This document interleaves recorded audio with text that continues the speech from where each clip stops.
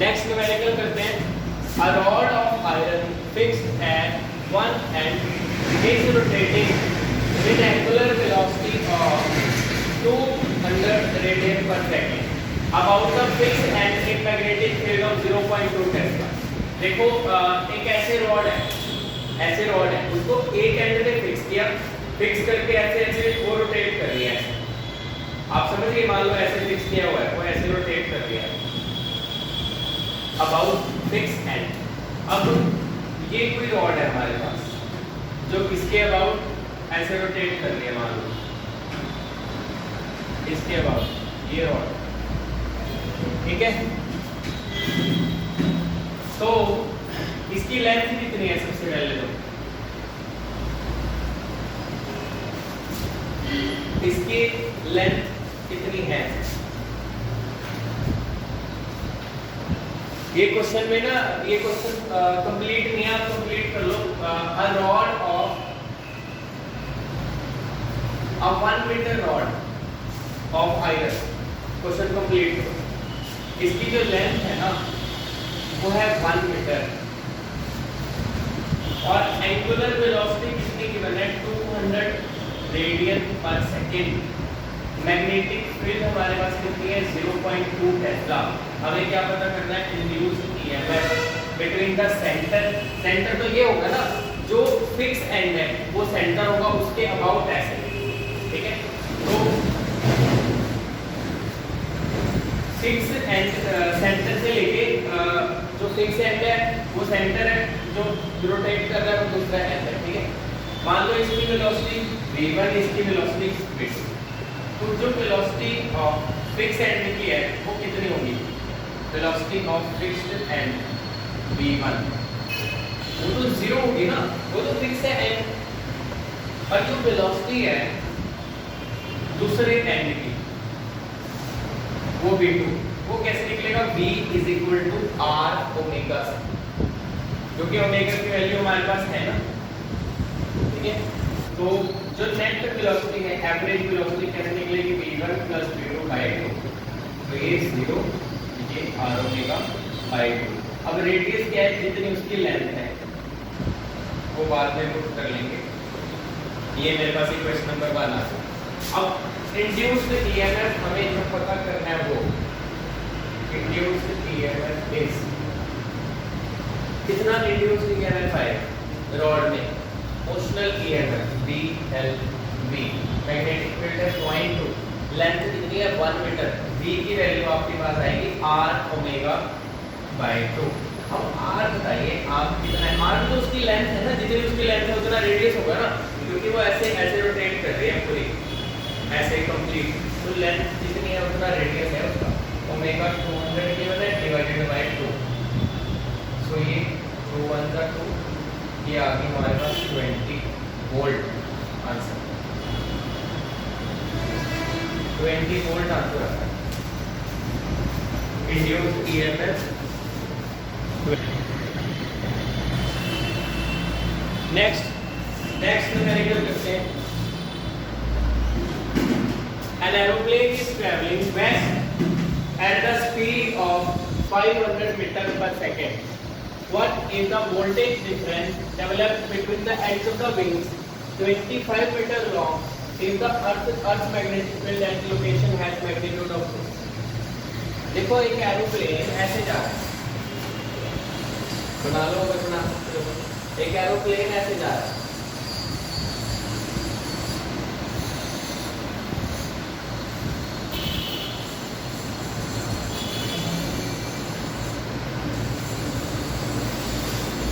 जैसे करके मान लो थोड़ा बहुत एरर लिखे, और इसके विंग्स का जो स्पैन है वो कितना है 25 मीटर। अब जब एरोप्लेन हॉरिजॉन्टली मूव करेगा तो कौन से मैग्नेटिक फील्ड के कौन से कंपोनेंट को ये क्रॉस करता हुआ जा रहा है, वर्टिकल कंपोनेंट को। मैग्नेटिक फील्ड का जो वर्टिकल कंपोनेंट है, क्योंकि अर्थ की जो टोटल मैग्नेटिक फील्ड होती है ये है अर्थ की टोटल मैग्नेटिक फील्ड, ये हॉरिजॉन्टल कंपोनेंट है, ये वर्टिकल।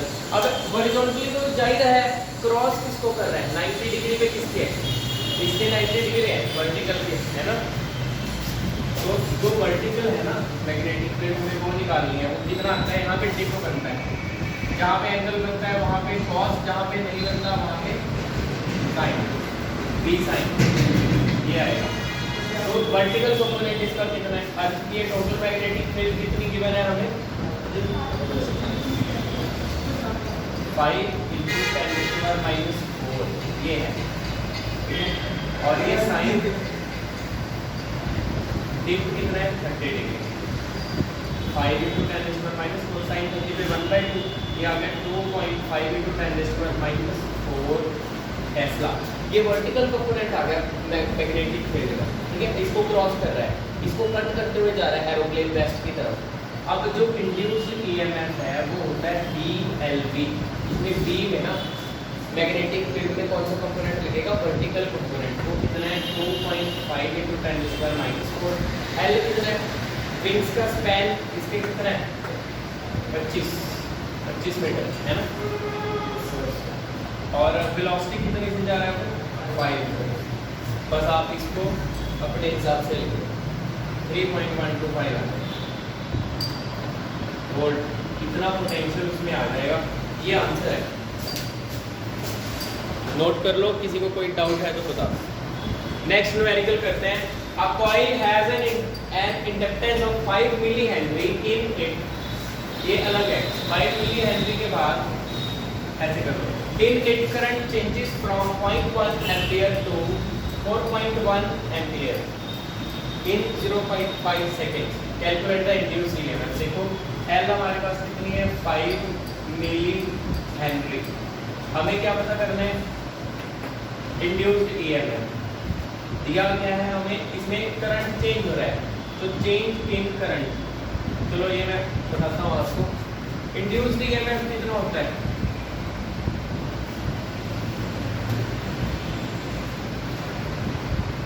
-L di/dt, पर अगर मैं मैग्नीट्यूड की बात करूँ तो माइनस नहीं आएगा, ठीक है, L di/dt। अब di क्या है, change in current, final minus initial, dt कितना टाइम लगा है, L हमारे पास कितना है 5 × 10⁻⁻3, I2 फाइनल करंट 4.1, I1 पहला कितना था 0.1, dt कितना टाइम लगा 0.5 सेकंड लगे, 5 × 10⁻⁻3, इसमें से 0.1 माइनस कर दिया 4, 0.5 को मैं ऐसे लिख सकता हूँ, 5 ऐसे, जो पॉइंट का 10 है वो ऊपर, पॉइंट का 1 और 5 का 0, समझ गए, इसका 10 ऊपर चला गया, ये 5 से 5 कैंसिल, 4 × 10⁻⁻2 आ गया हमारे पास 0.04 वोल्ट आंसर। ये मैग्नीट्यूड ऑफ इंड्यूस्ड ईएमएफ ये हमारे पास। नेक्स्ट मैग्नीट्यूड करते हैं, the inductance of a closed packed coil of 400 turns is, total जो पूरी कॉइल है ना 400 टर्न्स के साथ वो है 8 millihenry, number of turns कितनी है 400। Calculate the magnetic flux through the coil when the current is 5 milliampere. देखो जो फ्लक्स है वो पता करना है सिंपली, नेट फ्लक्स क्या होगा, net flux linked with coil, total flux जो है, फ्लक्स होता है, देखो फ्लक्स जो है किस पे डिपेंड करता है, करंट पे, प्रोपोर्शनैलिटी खत्म कर दो, देखो L आता है, वैल्यू पुट कर दो 8 × 10⁻⁻3, I की वैल्यू 5 × 10⁻⁻2, 40 × 10⁻⁻6, 4 × 10⁻⁻5, ये आ गया वेबर आंसर। ये फ्लक्स है, एक तो पूरी कॉइल का आ गया, अब आप ऐसे लिख लो नेट फ्लक्स लिंक्ड विद, आप ऐसे लिख लो क्लोज पैक्ड कॉइल, पूरी कॉइल की बात हो रही है क्लोज पैक्ड कॉइल, क्योंकि इसके अंदर 400 टर्न है ना, पूरी की पूरी 400 टर्न का ये फ्लक्स आया, तो एक टर्न का क्या होगा, ये ना जो फ्लक्स है वो 400 टर्न का है, फ्लक्स लिंक्ड विद 400 टर्न, तो ये आया हमारे पास, तो ये लिखा है 4 × 10⁻⁵ वेबर। तो फ्लक्स लिंक्ड विद 1 टर्न, एक टर्न का कितना आएगा 4 × 10⁻⁵, इसको 400 से डिवाइड कर देंगे, 10⁻1 कितना है -7, वेबर। ये आंसर एक टर्न का भी निकालते हैं। नेक्स्ट न्यूमेरिकल करते हैं। Compute the mutual inductance for a given pair of coils with increase in current from, current पहले 2 एम्पीयर है, बाद में हो गया 6 एम्पीयर, तो change in current final minus initial या DI, और dt कितने टाइम में 0.1 सेकंड में। तो जो करंट इंक्रीज हो रहा है 2 to 6 in 0.1 second in one coil cause an induced EMF of 1 volt in the other coil। तो हमें पता है जो इंड्यूस्ड EMF है वो कितना होता है। वैसे तो इंड्यूस्ड EMF होता है -M/VI/dt, बट अगर हम मैग्नीट्यूड की बात करो तो M/dI/dt ये होता है। तो ये हमारे पास है 1 वोल्ट, M हमें पता करना है, DI कितना है 4, dt कितना है 0.1। तो 0.1 को आप कैसे लिखोगे, इसका 10 ऊपर जाएगा ना ऐसे, तो ये आ गया आपके पास 40 M यहाँ पे मान है। तो M कितना है 1/40 और हेनरी होता है इसका आंसर। तो जो म्यूचुअल इंडक्टेंस है 1/40 हेनरी आंसर।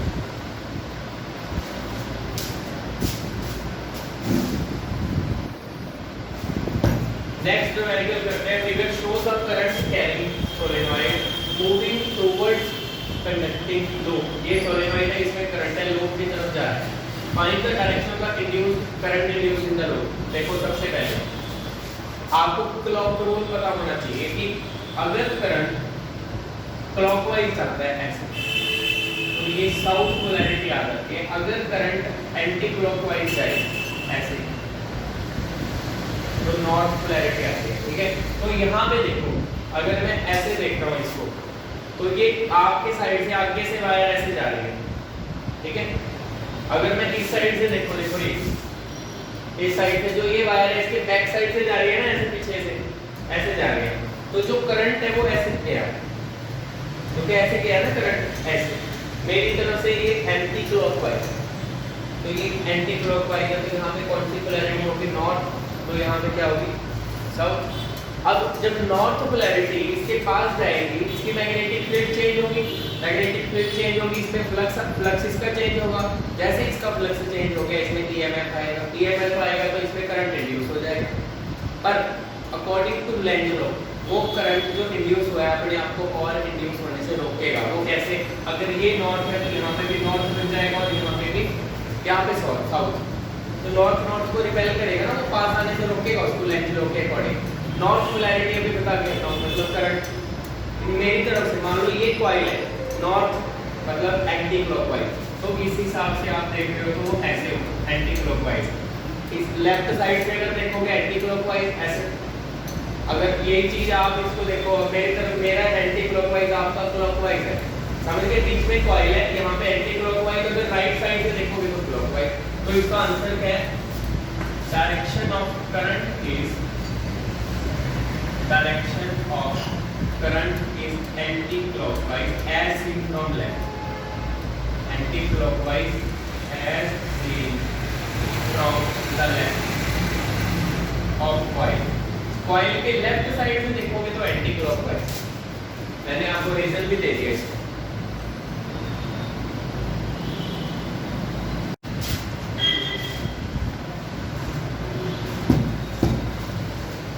नेक्स्ट न्यूमेरिकल करते हैं। The electric current flowing in a wire in the direction from B to A decreasing, B से A करंट आ रहा है डिक्रीज कर रहा है, ठीक है।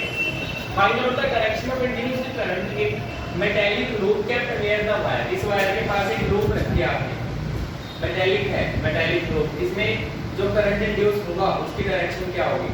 देखो जो B से A करंट डिक्रीज कर रहा है तो उसके अराउंड किसी भी कंडक्टर को आप ऐसे पकड़ो, उसके अराउंड क्या है, कर्लिंग फिंगर के डायरेक्शन में क्या है, मैग्नेटिक फील्ड है। अगर करंट डिक्रीज कर रहा है B से A, मैग्नेटिक फील्ड भी डिक्रीज कर रही है। अगर मैग्नेटिक फील्ड डिक्रीज कर रही है तो मैग्नेटिक फील्ड में तो ये भी है, इसकी मैग्नेटिक फील्ड भी मतलब डिक्रीज कर रही है, इसका फ्लक्स चेंज हो जाएगा, इसमें EMF इंड्यूस हो जाएगा, इसमें करंट आ जाएगा, इलेक्ट्रोमैग्नेटिक इंडक्शन हो गई। वो जो करंट आया इसकी डायरेक्शन हमें पता करनी है। अब देखो इसमें ईएमएफ इंड्यूस हुआ, करंट आया, अब लगेगा लेंज लॉ। लेंज लॉ क्या कहता है? Direction of induced EMF is such that it oppose the cause of current. किस वजह से इसमें ईएमएफ आया? क्योंकि करंट डिक्रीज कर रहा, इस वजह से आया। करंट कांस्टेंट होता नहीं आ रहा, डिक्रीज हुआ ना। अब तो इसको डिक्रीज होने से रोकना है। डिक्रीज होने से कैसे रोक सकते हैं? मैंने आपको ये टॉपिक करवाया था। अगर दो कंडक्टर्स में सेम डायरेक्शन में करंट है वो अट्रैक्ट करते हैं। अगर करंट अपोजिट डायरेक्शन में होता है, थर्ड यूनिट में कराया ना बाइट शार्ट वाले में, अगर अपोजिट डायरेक्शन में हो तो वो रिपेल करते हैं। सेम डायरेक्शन में अट्रैक्शन, अपोजिट डायरेक्शन में रिपेल। ठीक है, तो ये करंट डिक्रीज कर रहा है, इसको डिक्रीज करने से रोकना है, मतलब खत्म हो रहा है, पकड़ के रखना है ना उसको, मतलब अट्रैक्ट करना है इसको। तो सेम डायरेक्शन में ऐसे करंट आएगा, इसकी डायरेक्शन में, तो ऐसे। तो डायरेक्शन इसने क्या पूछा है? Find out the direction of induced current. तो आप calculate direction of induced current is clockwise.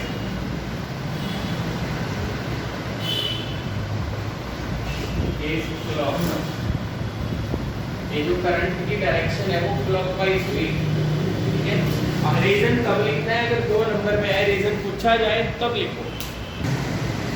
Next question करते हैं। In the given figure a bar magnet is quickly moved towards a conducting loop having a capacitor. ये loop है, loop के पास एक capacitor है। ठीक है, और predict the polarity of the plate A and B of the capacitor. देखो बहुत सिंपल है, जब ये मैग्नेट इस तरफ जाएगा, मैग्नेटिक फील्ड लाइन बढ़ जाएगी, कॉइल की, कॉइल का फ्लक्स चेंज हो जाएगा, फ्लक्स बढ़ता जा रहा है। फ्लक्स चेंज होगा तो कॉइल के अंदर ईएमएफ इंड्यूस हो जाएगा, ईएमएफ इंड्यूस होगा तो फ्लक्स चेंज हुआ, ईएमएफ इंड्यूस हुआ, करंट आ जाएगा। करंट कैसे चलेगा? ये उसके बाद लगेगा लेंज लॉ। लेंज लॉ क्या कहता है कि जिस वजह से ईएमएफ इंड्यूस हुआ है उसको रोकना है, इसके मोशन की वजह से हुआ है, इसके मोशन को रोकना है। अगर यहाँ नॉर्थ पोल है, यहाँ पे नॉर्थ पोल आ जाएगा, प्लेट के यहाँ पे साउथ। अगर नॉर्थ पोल आ जाएगा, नॉर्थ मतलब क्लॉक रूल आपको समझाया था, नॉर्थ पे एंटी क्लॉकवाइज, साउथ पे क्लॉकवाइज। तो ये नॉर्थ है, मतलब अगर मैं ये मेरे सामने ऐसे लूप है, अगर मैं लूप को देख रहा हूँ तो मेरे ऐसे एंटी क्लॉकवाइज। यहाँ पे लूप के लेफ्ट साइड नॉर्थ पोल है, मतलब जिस साइड मैं खड़ा हूँ, अगर मैं लूप को ऐसे देखूं फिर क्लॉकवाइज करंट जाएगा। समझ गए? तो ये नॉर्थ पोलैरिटी है, एंटी क्लॉकवाइज ऐसे करंट जाएगा ऐसे। तो करंट A से चला B की तरफ। करंट हमेशा कहां से कहां जाता है? पॉजिटिव से नेगेटिव जाता है। तो A पे ऑब्वियसली A पे पॉजिटिव चार्ज होगा, B पे नेगेटिव चार्ज। तो जो प्लेट A है कैपेसिटर की, वो पॉजिटिव चार्ज है, उस पे पॉजिटिव चार्ज है, और जो प्लेट B है उस पे नेगेटिव चार्ज है।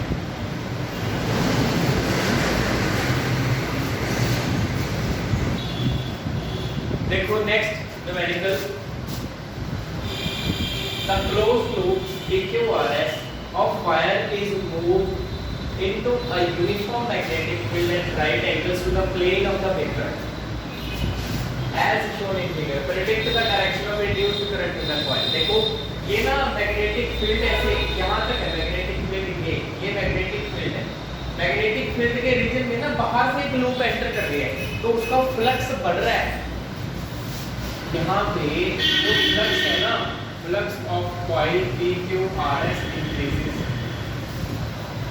फ्लक्स इंक्रीज कर रहा है ना, इसकी वजह से EMF इंड्यूस हो रहा है। Therefore, EMF is induced in it. पहले फ्लक्स बढ़ रहा है, उसकी वजह से EMF आ रहा है। अब EMF अगर आ गया, लेंज लॉ लगेगा। लेंज लॉ क्या कहता है? अकॉर्डिंग टू लेंज, जो फ्लक्स बढ़ रहा है ना उसको अपोज करना है, बढ़ने से रोकना है, इसके मोशन को रोकना है। ठीक है, flux is to be decrease, flux को डिक्रीज करना है। वो कैसे?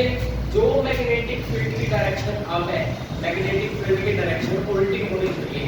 जैसे क्रॉस का मतलब क्या है? ये जो क्रॉस लगा है, अगर ये आप व्हाइट बोर्ड देख रहे हो, क्रॉस का मतलब है इनटू, इसके अंदर ऐसे मैग्नेटिक फील्ड है ऐसे। तो अब मैग्नेटिक फील्ड कैसे इंड्यूस्ड कैसे होनी चाहिए? इसके अपोजिट। पहले मैग्नेटिक फील्ड ऐसे है, अंदर अंदर की तरफ, अब बाहर की तरफ ऐसे होनी चाहिए। अगर मैं ये एक लोब रखता हूँ, ऐसे लोब रखी है मान लो, तो ये अगर एंटी क्लॉकवाइज होगा करंट तो ये नॉर्थ पोल बनेगा, ये साउथ पोल, तो मैग्नेटिक फील्ड नॉर्थ से साउथ ऐसे बनेगी। समझ गए? मैं बोल रहा हूँ जो इंड्यूस्ड है वो इससे ऑपोजिट होनी चाहिए जो पहले। अब इंड्यूस ऐसे होगी, ऐसे, मतलब ये नॉर्थ पोल, ये साउथ पोल, तो मतलब अगर ऊपर वाला नॉर्थ पोल है तो एंटी क्लॉकवाइज, ठीक है ना? तो magnetic flux to be decrease for this current should be in anti-clockwise direction.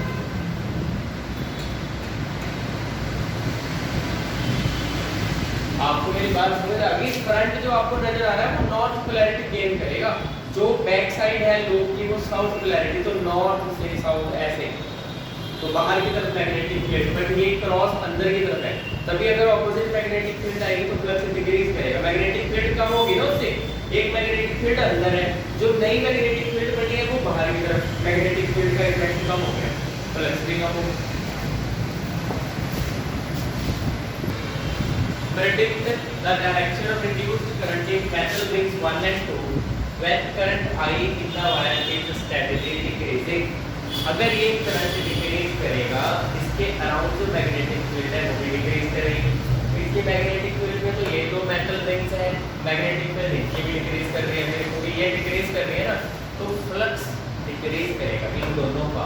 Flux change हो गया, ईएमएफ आएगा तो करंट इंड्यूस होगा। अब करंट इंड्यूस होगा तो लेंज लॉ लगेगा। लेंज लॉ कहता है कि ईएमएफ जो इंड्यूस हुआ उसकी डायरेक्शन ऐसे होनी चाहिए कि और ज़्यादा इंड्यूस होने से रोके, अपने आप को अपोज करे करंट, क्योंकि ईएमएफ इंड्यूस होने से अपने आप को अपोज करे। अब ईएमएफ इंड्यूस हुआ ये करंट डिक्रीज करने की वजह से, इसको डिक्रीज करने से रोकना है, अट्रैक्ट करना है, तो इस तरफ है करंट इसमें, तो इसमें भी इस तरफ और इसमें भी इस तरफ होना चाहिए, क्योंकि सेम डायरेक्शन में अगर दो कंडक्टर्स में करंट हो तो वो अट्रैक्ट करते हैं। A square loop of side 20 centimeters is initially kept 30 centimeter away from a region of uniform magnetic field of 0.1 Tesla, as shown in figure. Magnetic field जो है ना यहाँ पे जो magnetic field है वो 0.1 Tesla की है, ठीक है? It is then moved towards the right side गई with velocity 10 centimeter per second till it goes out of field, ठीक है? सबसे पहले तो इसका एरिया पता करिए, साइड इनटू साइड। साइड इसकी देखो सेंटीमीटर में, मैंने मीटर में चेंज कर दी, 1 मीटर में चेंज कितनी आएगी, 20 सेंटीमीटर बाय 10 कर दिए, साइड इनटू साइड कितना है 4 × 10⁻² मीटर स्क्वायर, एरिया ये आ गया। अच्छा, जो इसकी वेलोसिटी है ना, जितनी वेलोसिटी से ये जा रही है वो 10 सेंटीमीटर पर सेकंड है, 10 सेंटीमीटर। सेंटीमीटर में इसको मीटर में चेंज करो, सेंटीमीटर में कितने मीटर है, 10⁻² मीटर, तो 10⁻⁻1 मीटर पर सेकंड, या 0.1 लिख लो बेशक, या 1/10 जैसे ये आ गया आगे। फर्स्ट करते हैं magnetic flux through the loop with time T, graph बनाइए फ्लक्स का ग्राफ टाइम टी के साथ, जो टी है वो सेकंड में है, फ्लक्स जो है वो पैरेलल बनाएगा। देखो जैसे ही, पहले समझ लो, लिखने का टाइम मिलेगा आपको, समझ लो, जैसे ही ये कॉइल इसमें एंटर करेगी तो मैग्नेटिक फील्ड में एरिया बढ़ता जाएगा ना, फ्लक्स बढ़ता जा रहा है, तो इसका फ्लक्स बढ़ता जा रहा है। और जैसे ये मैग्नेटिक फील्ड के बीच में आ गई, अब यहाँ तक आ गई सारी कॉइल, मैग्नेटिक फील्ड अब सेम है, फ्लक्स सेम है, एरिया सब कुछ सेम है, फ्लक्स सेम रहेगा यहाँ से यहाँ तक। और जैसे बाहर जाने लगेगी, एरिया इफेक्टिव एरिया डिक्रीज कर रहा है, फ्लक्स डिक्रीज, पहले इंक्रीज फिर कांस्टेंट फिर डिक्रीज। पर इसकी मैक्सिमम वैल्यू ये जो है ये भी पता कर सकते हैं हम कि जो फ्लक्स है, मैक्सिमम फ्लक्स होता है मैग्नेटिक फील्ड इनटू एरिया, ठीक है? मैग्नेटिक फील्ड की वैल्यू हमारे पास कितनी है 0.1, एरिया कितना है 4 × 10⁻², तो कितना आ गया 4 × 10⁻², क्योंकि 0.1 है ना, 1/10 इसका मतलब है यहाँ पे क्या मैक्सिमम, तो इसकी मैक्सिमम वैल्यू कितनी है 4 × 10⁻²। ये नोट कर दो पहले वाला। नेक्स्ट करते हैं ईएमएफ के बीच में और टाइम के बीच में ग्राफ। देखो ईएमएफ होता है -dϕ/dt और पहले फ्लक्स बढ़ता जा रहा है, अगर ये इंक्रीज करता जा रहा है माइनस है मतलब ज़्यादा नेगेटिव होता जा रहा है, तो पहले नेगेटिव डायरेक्शन में ग्राफ बनेगा, और क्योंकि ग्राफ फ्लक्स